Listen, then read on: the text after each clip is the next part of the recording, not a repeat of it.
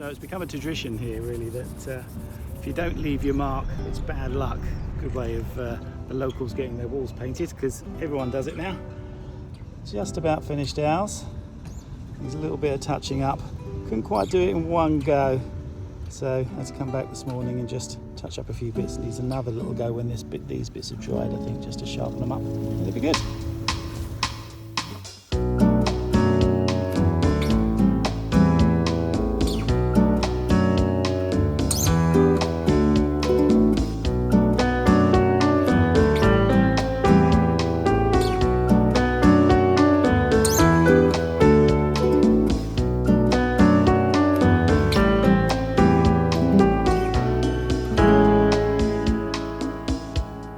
Hello and welcome to the Azores. We spent most of this video in Horta on the island of Faial, and it's been absolutely lovely. I think we've been very lucky. We've been here in hydrangea week or month. Yeah. Absolutely, just absolutely stunning. I know you'll like this film. Coming up, catching up with Barry the old sea dog in the pub in Horta. Discovering the amazing wines of Pico. And the colour of Faial. We've never seen anything quite so spectacular. There are lots of ports which now encourage yachties to paint their logos on the sea wall. The tradition probably began in Horta. Certainly, there are the most here that I've ever seen. Friends we spot like Old Man Sailing and Distant Shores. Whether you sail here just once or multiple times, you have to leave your mark. We found a spot just a bit further along the promenade, outside the tourist office. If you see it, please do take a picture and send it to us. The other place to be in Horta is Peter's Cafe Sport. Lots of insignia here too, so we thought we'd add our own sponsor, Precision Sails. Thank you for your support over the years, guys. We appreciate it. And who should we meet here? None other than the old sea dog, Barry Perrins. Those of you who watch his channel will know he's just completing his single-handed circumnavigation, an amazing achievement, and it really is an honour to sit down with him for a chat. So Barry, you have almost finished your circumnavigation. Yes, I have. Well done.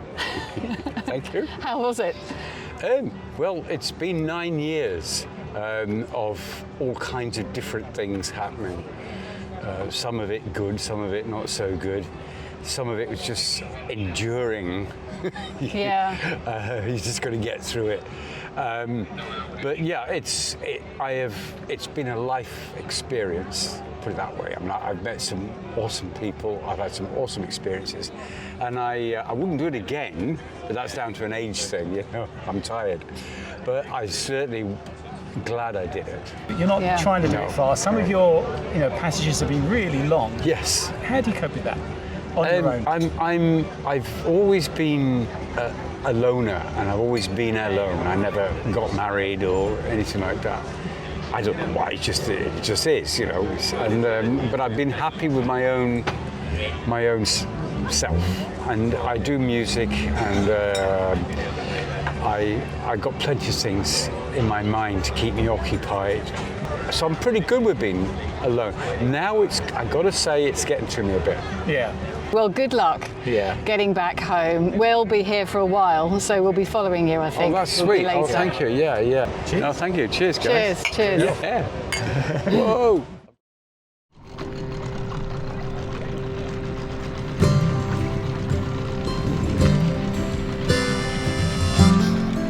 Next morning, we help Barry get White Shadow off the wall in the harbour, where he's sandwiched between two big catamarans.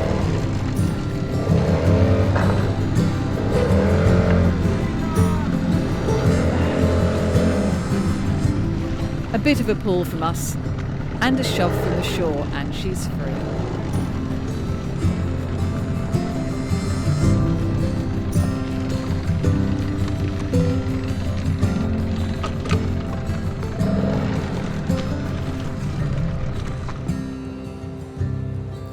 The last leg takes them back to the UK and Plymouth for a bit of a refit and a well-earned rest.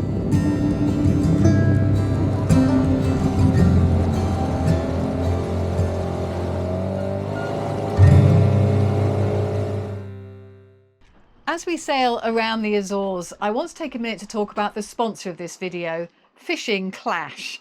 Now, as you know, on this boat there is fishing. Yeah, it's a lovely night. And there's fishing. I'm fishing on my phone and I have caught a shark and a yellowtail snapper. What are you doing? I am fishing. I'm in Florida at the moment, actually, but I can also go to the Mediterranean and the Great Barrier Reef. Did you know that 10% of all fish species can be found there? And you can get gift codes to get rewards as I get better. Okay. You're gonna catch that one. You can hook it. Yep. You just hook it and then you reel it in. You can't eat your one, so can you? No, but I can compete with people around the world. You can download the game using my link in the description or the QR code. We've also got a gift code, which is FAIRISLE, and you can claim a $20 value reward with that one. And you can also get a free avatar. Sounds quite fun. Wow, I've just caught another grouper. Well, it's a lovely day for it, a hike. Yes, we're going to go over there to Pico. Oh, look, you can see Pico. You can see the peak just about. It's been hidden in cloud for a while. Unfortunately, we're not going to be able to get up there. You have to have it as a tour, and they're all booked up at the moment. You can sort of do it overnight, which I don't know, might be quite nice. Well, we'll consider it, but there's also another really good walk around the vineyards. So yeah, that's calling us today. Yeah, vineyards, great. Sounds good to me. It's a 40-minute ferry journey to Pico, and this early in the morning there's a wonderful cool breeze, which is a relief.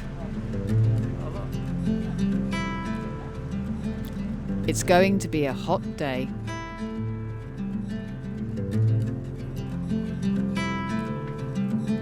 Then, just out of town, we see the vineyards like nothing you've ever seen before.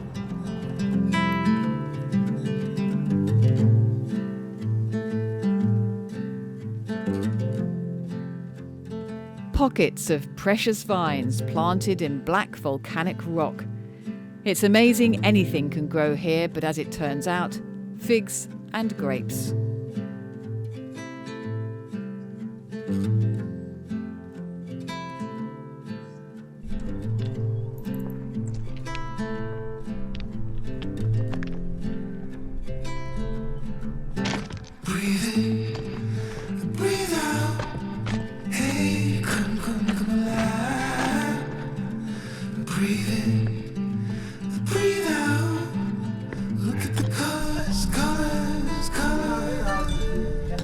This is not an easy harvest, is it, for these guys? That's what I was going to say. How do you get to these vines? Oh, look, there's 3 grapes down there. So all that effort just to get 3 grapes. I'm sure there'll be more by the time they come, but blimey. No, definitely by hand. Yeah. No machine harvesting here.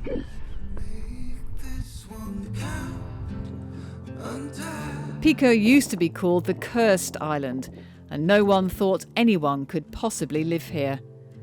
The wine industry changed that. The workers now live in towns rather than stone huts, but it's easy to imagine what it was like here 500 years ago.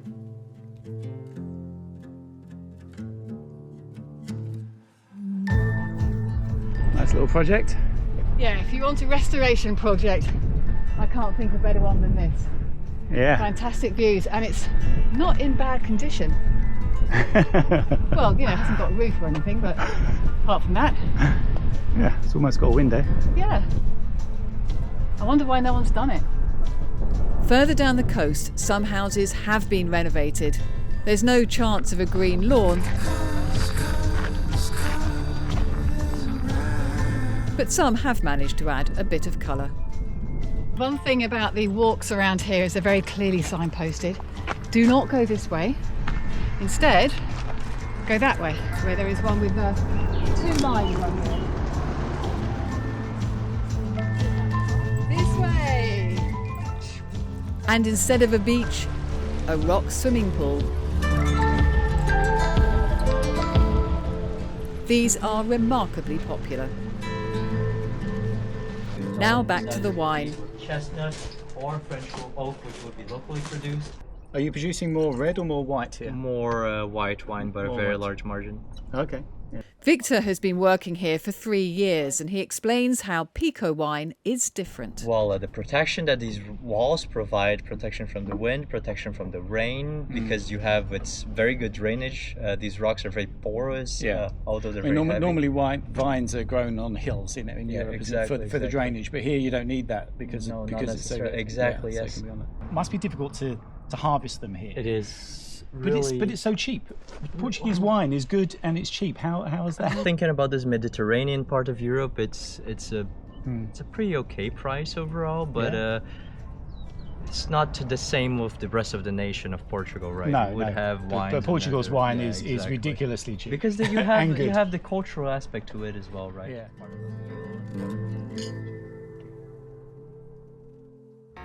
Back in Horta, we explore even more harbour paintings and spend a day or so looking around the town. The metal statues are a recent addition, but many of the buildings are as they've always been. And there is a sense of the old days here. We've come a long, long way together, through the hard times and the good. But the best way to see the island, the whole island, is by car. Thank you to our viewer Alan for taking us to see the sights.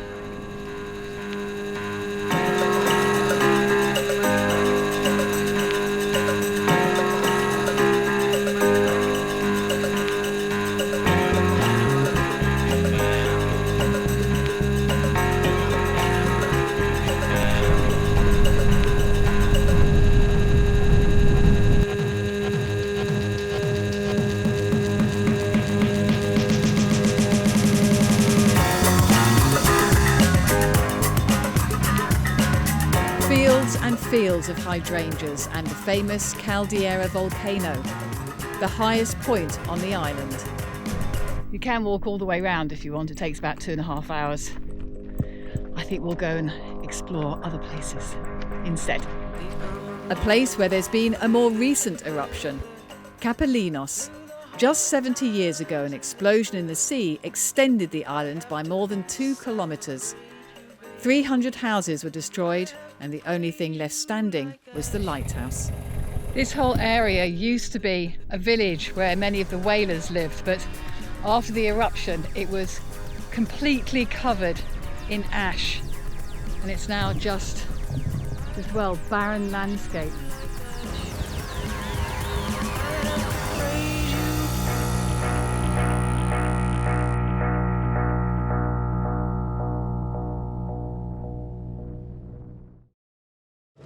Well, we're just on our way to check out. It is one of the strange things about here that you do have to check in and out of all the different islands.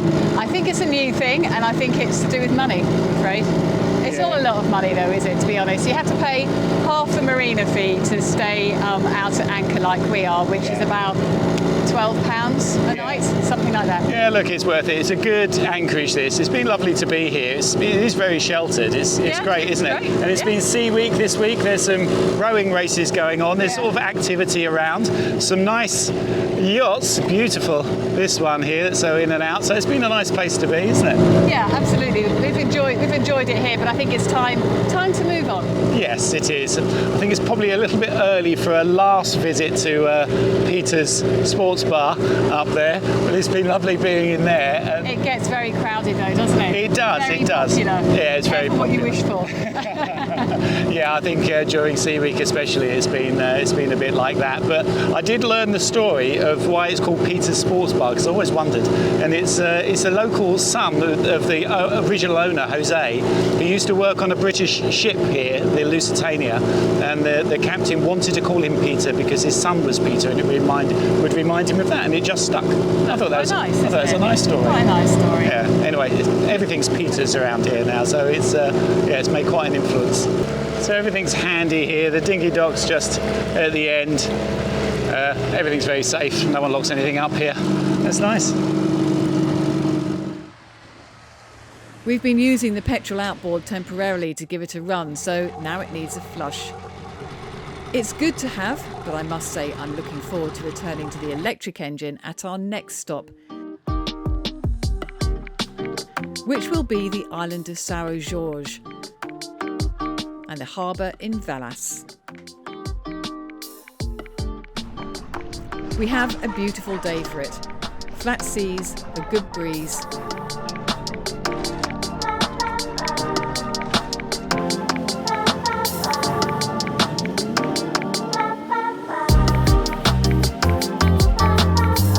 And we're not the only ones on the water. Velas is a lovely little town, and yes, it is named after St. George, who slayed the dragon.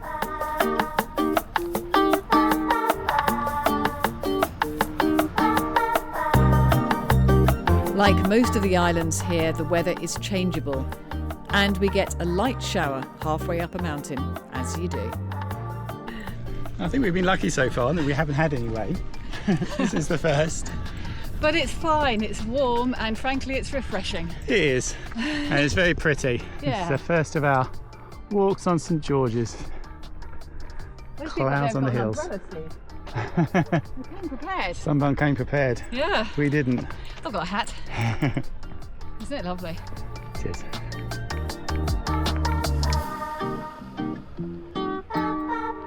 Very pretty. There's a thing at the top.